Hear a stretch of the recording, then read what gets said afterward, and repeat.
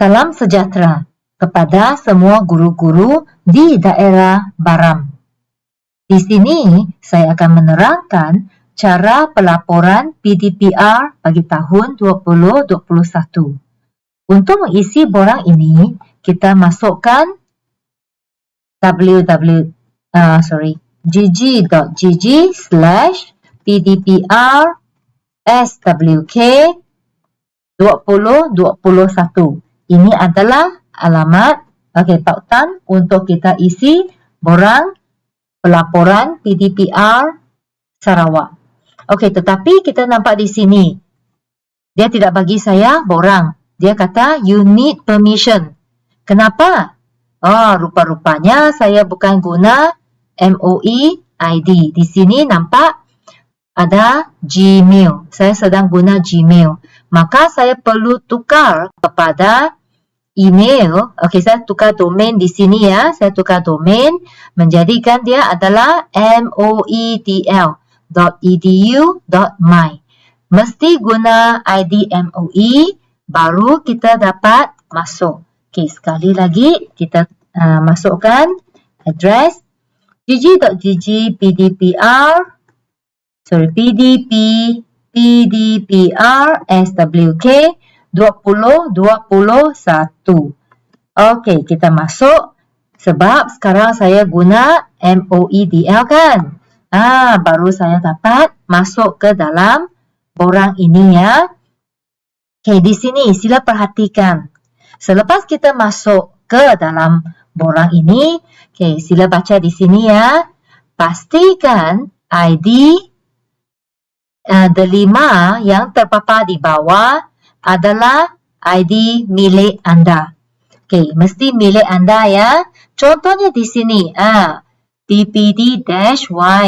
Ini adalah ID yang saya guna. Kalau ini bukan ID yang anda sepatutnya, anda boleh switch account. Contohnya, saya perlu gunakan ID seorang guru. Nampak di sini mesti bermula dengan G. Ini adalah ID untuk guru. Jika anda guna ID seorang murid, maka anda tidak boleh masuk ya. Ini saya guna ID saya sendirilah. Contohlah, Tapi untuk guru, mesti guna ID bermula dengan G ya. Mesti bermula dengan G, iaitu ID untuk guru sahaja. Sila pastikan bukan guna ID anak. Kalau dia bermula dengan M, maka itu adalah ID anak. Kenapa boleh masuk? Sebab dia adalah ID delima. Maka ID M pun boleh masuk. Tetapi data selepas ini tidak dikira. Jika anda menggunakan ID anak anda, iaitu M, ataupun guna ID rakan sekerja anda, ataupun guna ID suami kah, isteri kah, yang bermula dengan G juga, maka ID itu dikira sebagai pelaporan suami kah, isteri kah, ataupun rakan sekerja.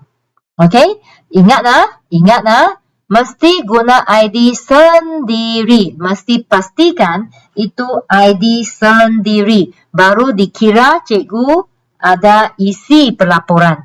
Kalau ID lain, tidak dikira. Maksudnya cikgu tidak isi pelaporan itu ya.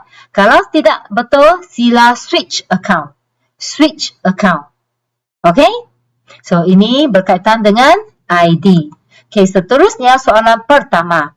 Tak ada masalah. Soalan kedua tak ada masalah. Soalan ketiga, keempat tak ada masalah. Seterusnya saya akan terangkan soalan kelima. Untuk soalan kelima, perhatikan ya, pendekatan PDPR yang digunakan. Kalau kita isi dalam talian, maka soalan ke-7, bilangan murid yang mengikuti PDPR dalam talian akan diisi. Untuk soalan ke-8, ke-9, anda boleh isi sifar sebab tidak berkenaan. Jika anda isi luar talian. Kalau anda isi luar talian pada soalan ke-5, maka anda perlu isi soalan ke-8.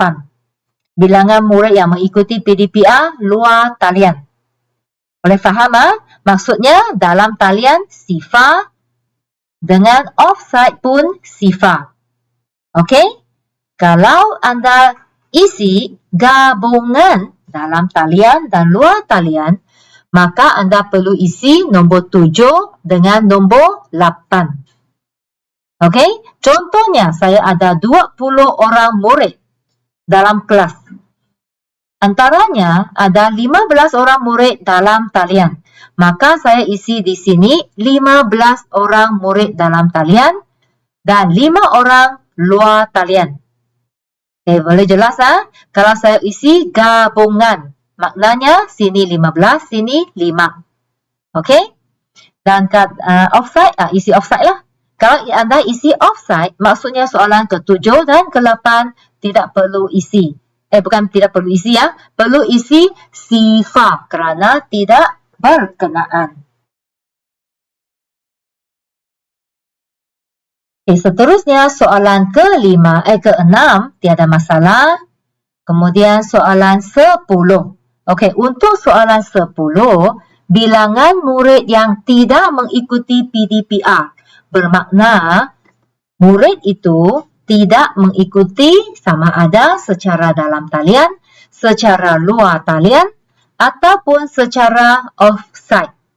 Kalau budak itu tidak belajar, maknanya kita isi tidak mengikuti PDPR. Sama juga murid yang sudah bagi kerja tetapi tidak siap kerja dan tidak hantar. Maksud dia tidak mengikuti PDPR secara lengkap. Okey? Kalau ada ikut PDPR, maksudnya ada belajar dan ada pentaksiran boleh dilakukannya. Okey, seterusnya soalan ke-11. PDPR secara dalam talian menggunakan platform selain delima. Ya atau tidak? Ada guna delima atau bukan delima? Nombor 12, saya rasa tidak ada masalah. Anda boleh pilih kaedah PDPR dalam talian yang digunakan. Okey? Jika berkenaan. Bermaksud kalau anda mengisi soalan ke-5 dalam talian. Okey? Dan anda isi soalan nombor 7. Maka anda perlu isi nombor 12. Ataupun anda mengisi gabungan dalam soalan ke-5 dan juga soalan ke-7, okey, 7 dalam talian kan? Maka anda perlu isi nombor 12. Jika tidak, anda isi tidak berkenaan. Okey, baru valid lah. Kalau tidak, maksudnya tidak valid lah pengisian anda. Untuk soalan ke-13, sama juga. Kalau anda isi soalan 13, kerana anda telah mengisi luar talian pada soalan ke-5 ataupun gabungan pada soalan ke-5. Dan anda sudah isi soalan ke-8 berkaitan dengan luar talian. Jika tidak, anda perlu isi tidak berkenaan. Maksudnya anda tidak menggunakan pendekatan luar talian. Okey, boleh faham? Kalau tidak, maklumat yang anda isi itu dikira tidak valid. Okey, seterusnya, offside. Anda mengisi soalan ke-14 sebab anda sudah mengisi soalan ke-5 offside. Dan soalan ke-9 offside. Bilangan yang offside baru kita isi soalan ke-14. Okey, seterusnya, adakah anda melaksanakan pentaksiran bilik darjah? Ya atau tidak? Soalan ke-16, kaedah pentaksiran bilik darjah anda. Okey, anda boleh pilih mana-mana satu. Okey, kalau anda soalan ke-15 anda tulis ya, maka anda perlu pilih dalam soalan ke-16 sama ada pemerhatian, penulisan, lisan ataupun gabungan. Kalau anda pilih soalan 15 sebagai tidak, maksudnya tidak melaksanakan PBD, maka soalan ke-16 adalah tidak berkenaan. Okay? So, jangan keliru ya. Kalau pilih ya, baru kita pilih soalan 16, ada 4 pilihan. Kalau anda pilih tidak dalam soalan ke-15, maka anda pilih tidak berkenaan pada soalan 16. Seterusnya, soalan 17, adakah PBD direkod? Nah, ini rekod ya atau tidak. Okay, dengan penerangan ini, saya berharap anda boleh mengisi pelaporan PDPR ini dengan lebih baik dan data untuk PPD Baram adalah lebih valid lah. Okay? Ya, sekian di sini sahaja. Sekian, terima kasih.